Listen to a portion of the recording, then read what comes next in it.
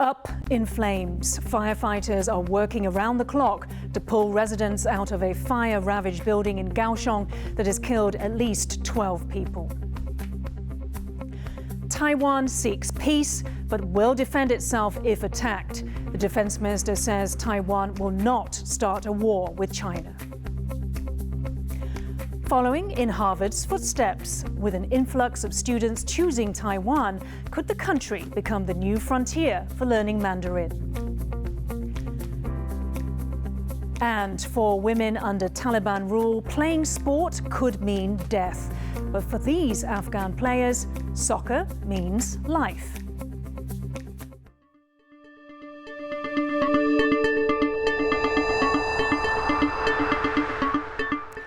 A warm welcome to TaiwanPlus News. I'm Yin Khvat. We start with the latest from a deadly fire in a building in southern Taiwan. An investigation is underway into the blaze that engulfed the commercial and residential high-rise in Kaohsiung City. The fire broke out in the early hours, killing 12 people and hospitalizing dozens more. Sandy Chi brings you this story. At almost 3 a.m., a 13-story commercial and residential building in Kaohsiung was engulfed in flames. The blaze started on the first floor and quickly spread upwards, trapping many residents. Over 100 people lived in the high-rise, many of them elderly, according to local authorities. As the fire ravaged the building, residents in upper floors were left to try and get the attention of rescue workers.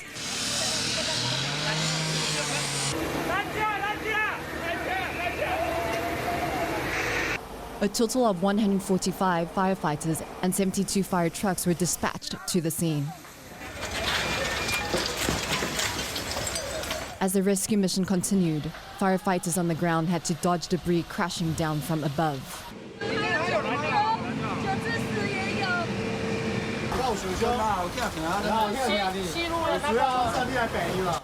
Panicked loved ones rushed to the building when they heard the news, hoping to see a familiar face among the chaos. The fire was brought under control sometime after 5 a.m. While shocked residents begin to come to terms with what has happened, firefighters are continuing the dangerous task of searching the burned-out building for survivors. Authorities are investigating the cause of the blaze. Klein Wong and Sandy Chi for TaiwanPlus. Taiwan's defense minister says the country will never start a war with China, but will defend itself full-on if attacked. 我觉得最清楚就是中华民国绝对不起战，不引起战端。但是，一旦有动作，要逼得我们要这个有动作，那我们只有应战。 The minister was commenting on a recent defense report which warned that the closer China gets to the island, the stronger Taiwan's response will be. The report also highlighted the increasing threat of China's military, including new aircraft carriers, nuclear-powered submarines, and amphibious assault ships. It outlined how China's ability to blockade Taiwan is growing. Lai Yizong is an analyst with think tank Prospect Foundation, specializing in defense, strategic diplomacy and political economy. He explained the significance of China's recent military exercises in Fujian and how these military maneuvers and drills are heating up the battle of words. China always tries to portray themselves as they're reacting to something. But if you look at the Chinese air harassment against Taiwan, which they just did without any precursor by what Taiwan was doing.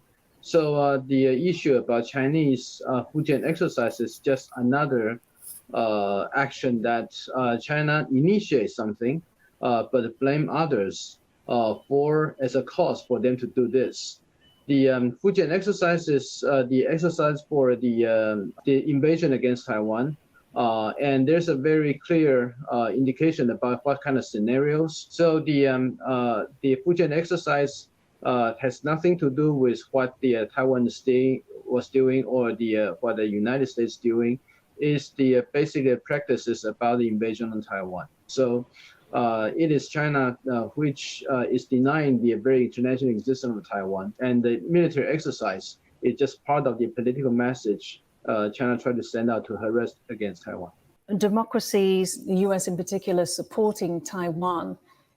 Is this really about Taiwan, or is this about something else? I would say that when we talk about Taiwan-U.S. relations, a lot of people would tend to say that this has something to do with U.S. competition vis-a-vis China. But this support for Taiwan is really about the value and the democracy itself. And right now, the issue between Taiwan and China is less to do with the issue about the unification versus independence. It's more to do with how the democracy under threat of the authoritarian regime, how the other democracies should take a stand. And the support for Taiwan, especially by the United States in the recent years, has more to do with this direction rather than the so-called power play between U.S. and China. There's a general pattern regarding the Chinese increase its military harassment against the country of this the country that's bordering China, and so people decided that it is important to send China a message that the democracy and also for the country bordering China would no longer be submitted to Chinese works. Now, it's not just the American university Harvard that is shifting focus from China to Taiwan. More world-class universities have announced partnerships with Taiwanese institutions. James Chater takes a look at the trend. The classrooms at National Taiwan Normal University in Taipei. It's a familiar sight for many that have studied Chinese in Taiwan. And in the coming months, it could become even more familiar for foreign students of Chinese. Harvard has said it will relocate its Chinese language summer school from Beijing to National Taiwan University in Taipei for 2022. But Education Minister Pan Wencheng says Harvard is just one of a growing number of universities moving Chinese language programs from China to Taiwan. Leading UK institutions including Oxford, Cambridge and SOAS all have students based in Taiwan this year. Previously, they were affiliated with programs in China.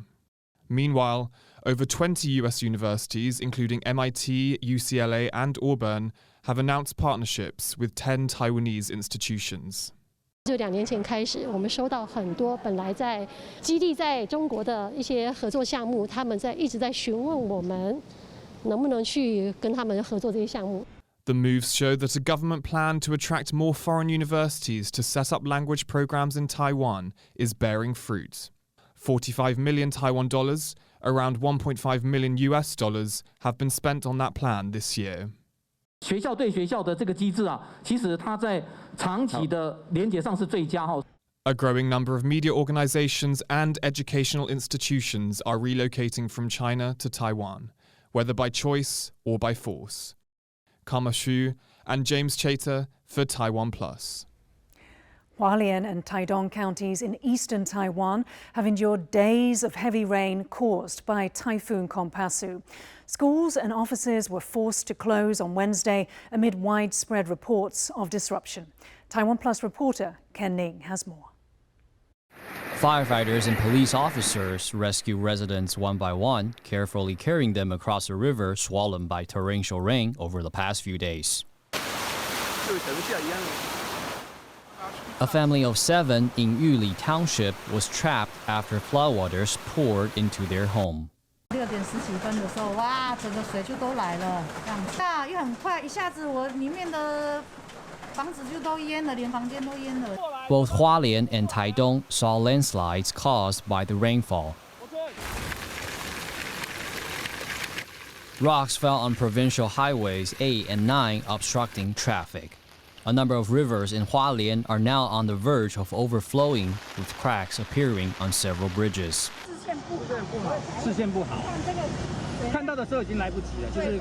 A section of road connecting provincial highways 9 and 11 also collapsed. With no sign of the downfall abating, Hualien's local government suspended school and work on Wednesday afternoon, leaving parents scrambling to pick up their children. 56分接到县政府的通知说要去接小孩啊，结果这样子就大家一团乱啊，然后街上红绿灯也没有，交通一团乱，小朋友学校也都一团乱。The local government also dispatched workers to Shouling, Ruisui, Fengling, and other townships to evacuate residents in landslide-prone and low-lying areas. While Taiwan is no longer in the storm ring of Typhoon Kompasu, the wet weather is likely to continue. Taiwan's Central Weather Bureau is forecasting rainfall in Hualien and Taidong through the end of the week. James Rayner and Ken Ning for TaiwanPlus. Let's now take a look at some of the other world headlines across the world. A man armed with a bow has killed 5 people and injured at least 2 in the town of Kongsberg in Norway. The assailant began his rampage shortly before 7 p.m. local time and was later arrested. Police say the man acted alone. They have yet to determine if the attack was an act of terrorism. The World Health Organization has launched a new advisory group tasked with tracing the origins of new diseases, including COVID-19. The WHO announced 26 proposed members of the new Scientific Advisory Group for the Origins of Novel Pathogens, or SAGO. It includes experts who took part in the investigation in Wuhan earlier this year to look into where the COVID-19 virus stemmed from. A WHO official said that it may be the last chance to determine the origins of the coronavirus pandemic and called for cooperation from China. Yes, I anticipate that the SAGO, in its discussions about the urgent next steps for understanding, the origins of the current pandemic, will recommend further studies in China and potentially elsewhere. And we very much hope that there will be further missions to China and other countries. The SAGO itself will make recommendations or give advice to WHO. Any future missions will be organized by WHO and that member state in question. And of course, we need the cooperation of that member state to carry out any future missions. Coming up, beaming up the oldest man to visit space. But Trekkies know he's been there many times before. This is where reality meets fiction. We'll tell you more after the break.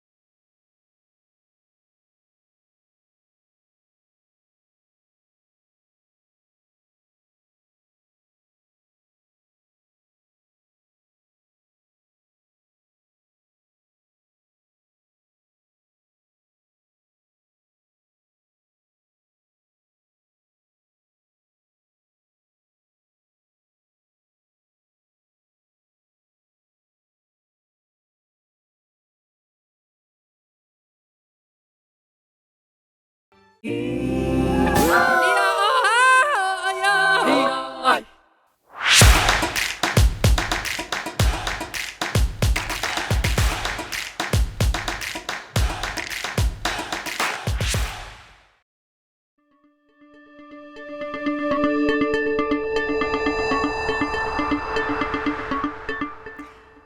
back to TaiwanPlus News. A reminder of our top stories. A massive fire erupted in a high-rise building in Taiwan's southern city of Kaohsiung, killing at least 12 people and hospitalizing dozens more. And Taiwan's defense minister says the island won't start a war, but is ready to defend itself. He also said that military tensions with China are at their worst in decades. A survey released today by the Brookings Institution has shed light on Taiwanese attitudes toward the threat from China. To learn more, our reporter Ryan Kilpatrick spoke to Lev Nachman from Harvard University, who was one of the survey's researchers. So common wisdom tells us that Taiwanese people are either unaware, oblivious, or even don't particularly care about the possibility of military threats coming from the PRC. And what our survey results tell us is that not only are Taiwanese people aware of the possibility of conflict, but that they can tell the increase in military threats that have ramped up from the PRC over the last year. Our survey results show that 80% of respondents can tell that there's been an increase in military threats from the PRC over the last 6 months from when we conducted the survey in May. And 57% say that they are worried about the possibility of a conflict with the PRC happening in the Taiwan Strait. And what this tells us is, again, that Taiwanese people are worried, they're aware, and that the possibility of conflict is on their mind. But what we also find is that they're not increasingly panicked relative to how frequent these threats were before this period. So even though they can tell that there's been an increase in military threats from the PRC, the relative level of how fearful they are has not drastically increased from that period. And what that means is that even though Taiwanese people are aware of these threats and they're worried about these threats, they're not in a panic. The threat to Taiwan from China has been discussed a lot more extensively lately in both international media and by foreign politicians. And something we often hear is that there must be panic in the streets of Taipei. The assumption being, as you mentioned, that if there isn't, Taiwanese people must be sleepwalking into disaster or they just don't care. But how would you explain this apparent gap in perception between people in Taiwan and people abroad? So there's always a bit of a disconnect between how people in the United States, for example, respond to threats from the PRC and how people in Taiwan respond to threats from the PRC. When we see the types of threats that the PRC conducts towards Taiwan, we often feel panic and might respond by saying, wow, I would feel really scared if I lived in Taiwan. But for Taiwanese people who are entirely used to it at this point, it doesn't bother them on a daily basis. So even though there's headlines of fighter jets or Xi Jinping saying unification is going to happen no matter what, Taiwanese people are so used to it at this point that it doesn't necessarily solicit a response. But Taiwanese people are aware of both the frequency of these threats, and they're still worried about the likelihood of war. So even though they kind of live with this constant condition of having to deal with the potential for, invasion and war on a near daily basis, it doesn't necessarily bother them in the way we might expect. Now imagine being told you cannot play sport, study, or aspire to do what you want just because you are not male. That's the reality for women and girls in Taliban-ruled Afghanistan. And for some, pursuing their dreams has become a matter of life and death. That was the dilemma facing a young girls' Afghan soccer team, but they have been given a chance to play again. Sandy Chi has their story. Doing this could have got these girls killed in their home country. For them, it's not just about playing a game they love. It's about being able to fulfill their dreams in a country that has given them a new start in life. We were so exciting, and when we saw the playgrounds, we were so happy that we can't believe it, that we can play football again and again. They are from Afghanistan. Since the Taliban swept into Kabul in August, there have been harsh regulations placed on women and girls. In many places, women had to give up their jobs and girls were forced to abandon their education. Living in Afghanistan is very difficult for women, for girls, for young girls. Very difficult. Sarah and her teammates say their escape was a terrifying ordeal. We should escape and we should hide in a place in another province, in Mazar Sharif province, and we were hide on that place for 20 days. And we can't go outside even. Just in one room, all of us in one room and eat and sleep. And we cannot do even walking. And we cannot see our family. It was all down to one woman, Farkunda Muntaj, captain of the Afghanistan women's senior national team. The girls couldn't hold back their emotions as they met the woman they call their savior. We've been through a lot, us as a team. I know sleepless nights, but you know what? There's nothing more satisfying than knowing that you've saved many lives and will continue to support these girls on their missions. She helped arrange the rescue of 80 people, including the girls' team and some family members, in a plan codenamed Operation Soccer Balls. In our city, everyone knows that I'm a football player. Everyone knows. It was so dangerous for us. I should escape to Taliban. The Taliban, really, they were so dangerous. They were so dangerous. If they know that we are football player, in 1 minute they'll kill us. In 1 minute, me and my family.